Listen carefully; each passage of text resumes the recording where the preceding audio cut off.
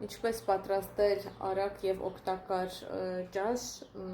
հեսա ես ձեզ կասեմ ու ասեմ ինչքան կարևոր է նստել ու սենց սնվել, սենց, ոչ թե ոտքի վրա, ոչ թե բրտուճով, ոչ թե հույս դնելով թեթևի մեջ սենց պուտեմ միրգ մի քիչ ձու, կատնաշոր բան, կոկտեյլ կխմեմ բան թե, չէ,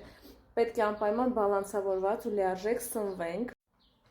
որովհետև եթե նորմալ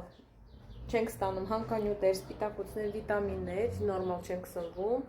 երեկոյան արթնանում է ձյաճը ժոռը եւ սկսում ես ուտել արդեն այն ինչ որ գտնում ես ձեռքի տակ։ Երեկը տենց եմ իմ մոտ, տենց էր,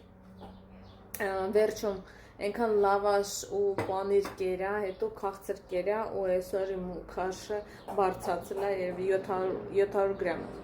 Ու դա նորմալ է, բնական, եւս մեկ անգամ համոզվեցինք, որ ավելի լավ է ցերեկը նորմալ սնվես, պատրաստել եմ բրինձ, պատրաստել եմ տավարի միս, ուղղակի ֆարշը գցել թավայի վրա, ոչ յուղ եմ ավելացրել, ոչ ջուր եմ ավելացրել, շատ եմ սիրում սենց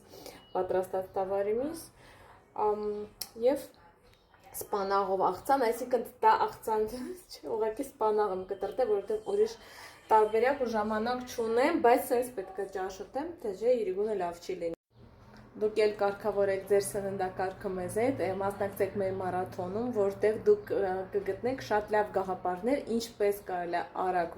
համեղ բազմատեսակ սնվել, առանց դիետայի, առանց սովի եւ նվազացնել քաշը եւ կամ նվազացված քաշը պահպանել միշտ